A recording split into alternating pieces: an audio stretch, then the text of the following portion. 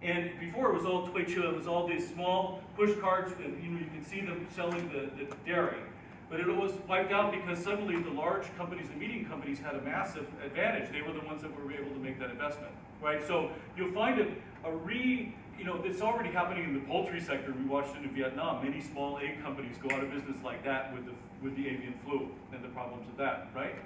And so that stuff stays. It doesn't go backward, and then all of these small players, will say, whew, that was done, now we're back again.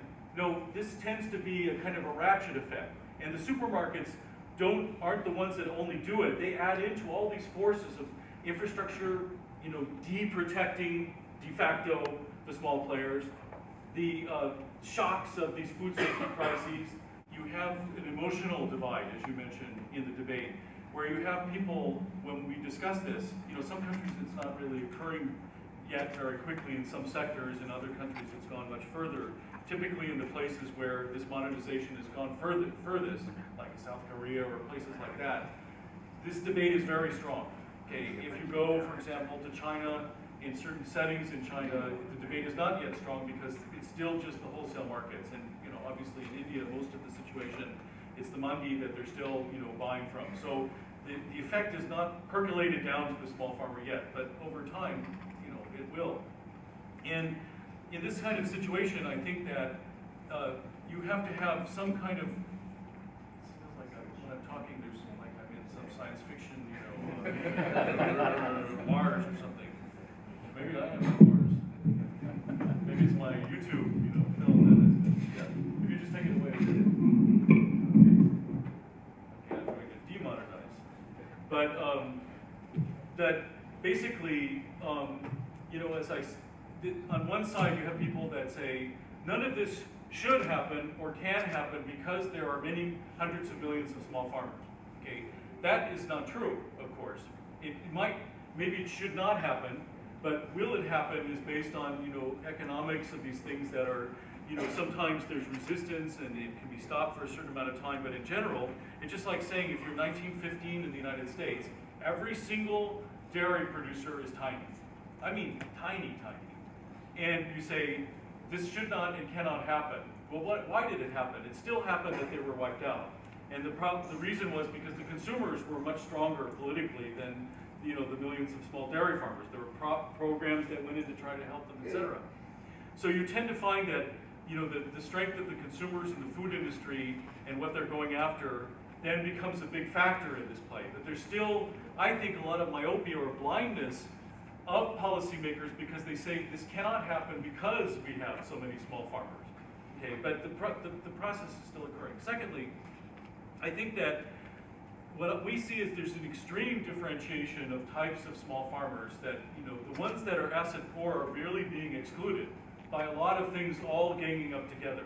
And maybe they'll hang on and maybe you'll have some technologies for them, but they probably won't even be the ones to take up the technologies that you have. It'll be the more dynamic and slightly, with more assets nearer the roads, more education, access to irrigation, small farmers, which are a portion, as you know, in India, only a portion of the small farmers.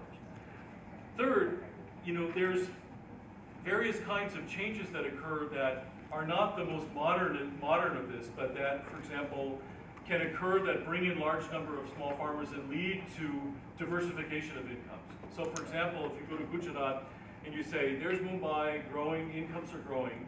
Here we have millions of farmers in Gujarat that are just producing, some subsistence grain. And then with roads, electrification, the power grid that went in, some modernization of the wholesale market, they went from subsistence grain to vegetable and fruit production to sell to the Mumbai market, a massive increase of incomes. This is an intermediate step. Okay. Now, those guys are then, what tends to happen, this is a very interesting study in Luzon about what had happened. You have the Green Revolution, and what happened with the money from the Green Revolution is they invested it in education and diversification of income. So now, in Asia, half of incomes in rural areas are earned off farm. They aren't earned on farm, right? And in the places where you have the biggest Green Revolution and the most success, you have the most rapid getting out of agriculture. Same thing is happening in India. okay? It's the poorest people that are staying in agriculture as most of their income, and then the others are diversifying quickly, even if they're in rural areas, into other activities. And so you'll have the diversification of income, you'll have commercialization, intensification, and then you'll probably have an exit of the smallest farmers into being labor force, for those that are there. This is the typical pattern, and I don't see it. I see the forces that I'm talking about speeding up and magnifying these other forces that were occurring. And, what will you do?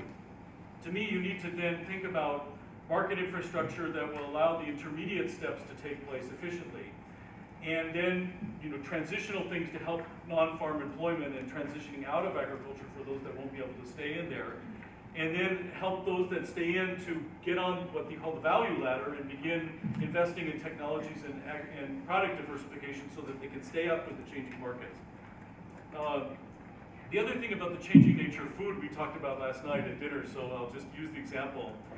When I went to India 4 years ago and began looking at some of these things, I was amazed because Tetra Pak, the Swedish firm, was considered to be an expensive alternative. And so milk and fruit juices and things like that you see in Latin America that are dirt cheap, going out to the masses and increasing vitamins and proteins among the poor and increasing the size of the market is not being done yet in India.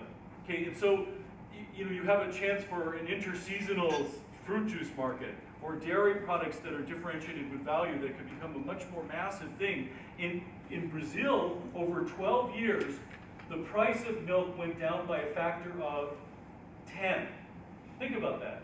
Price of milk went down by a factor of 10. And a lot of poor people that never saw milk suddenly could easily afford it. Why? Tetra Pak.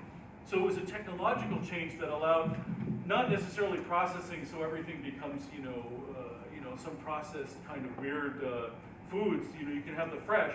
But now the processing technology and the packaging technology allows you to have a lot of fresh solutions that you couldn't have before and having it interseasonally and interspatially.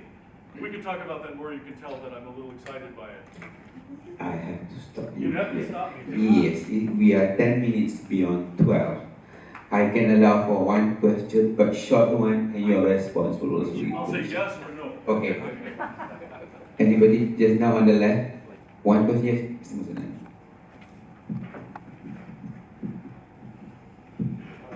Very simple question. So the supermarket offers us a great opportunity, right? The challenge is how to link the small farmers to that. That was your message. But then my take is that it's not just about linking them to the market, but they have to stay engaged as an active player in there for many time to come. It's a pretty tough situation. And the question is extension services, advisory services. When people talk about PPP, and the extension has been the forte of public sector, whether that has been good or bad. But how do you see the role of public sector, private sector in this particular area? This is such a short question, right? I can usually just say yes or no. No, this is an extremely interesting question, and I'll just start with a little, anecdote. I basically go around the world and interview everybody, and when I go to all these places, I always start by asking anyone who's entered these modern supply chains, did extension help you? So in Honduras, the producer I talked to said, parásitos, parasites. Okay. I then asked the question in Croatia, and they said, laughed and said something. They said, we can't translate that to you.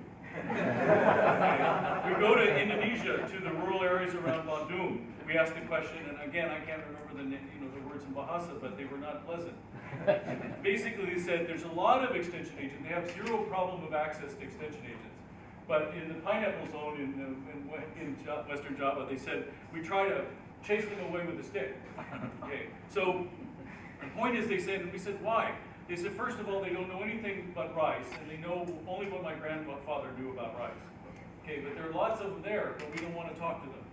Now, that message is very hard, and if it hadn't been that I've heard it around the entire world, I wouldn't believe it, right? Because I love extension agents, right? They're fun people. But the point is that you have a massive overspend on extension without it geared to the needs of the market. And one way is just to do what they did in Mexico and say, oh, sorry, we don't have any budget left, goodbye.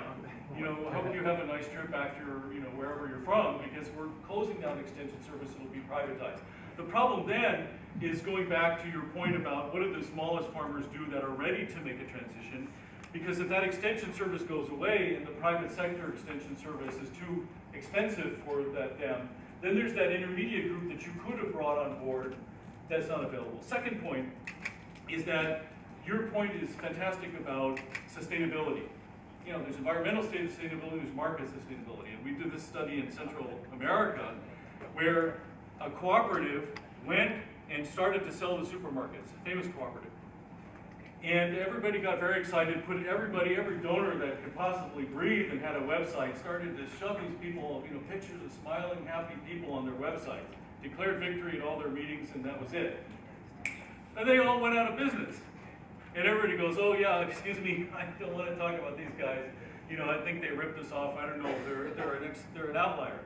Because nobody wants to own the fact that what you said is so true, that getting them into the market is different from continuing them on the market. And if you don't have extension and the infrastructure and other things that are taking the market, this is like the point that was made by the gentleman, that if you have market reality in your mind as a donor, as an extension agent, as whatever, and then you adapt these programs, then you can succeed. There was an example in Brazil where they basically wanted to keep a lot of small farmers in the market as this dairy change occurred that I just talked about. And so SEBRAE, which was leading the world in some of this in the time, gave them all small tanks and organized them into cooperatives.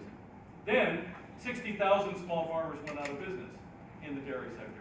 And people said, okay, wait a second, there was a SEBRAE program, there was extension, they gave them cooling tanks, and the market share was changing, but give me a break, why did they go out of business? Huge numbers of small farmers. Because the program was not geared to reducing coordination costs and quality and following these rapid changes in the industry. So once the program was there and the small farmers were given whatever they were, and the NGOs and whoever assured them that this is fantastic and we're finished, failed. Okay, so I think that having the market, as the gentleman says, the market intelligence and perspective injected into the way all this planning takes place is the first step. Dr. Thomas, thank you very much for your very brief response to the last question. And on behalf of the organizer,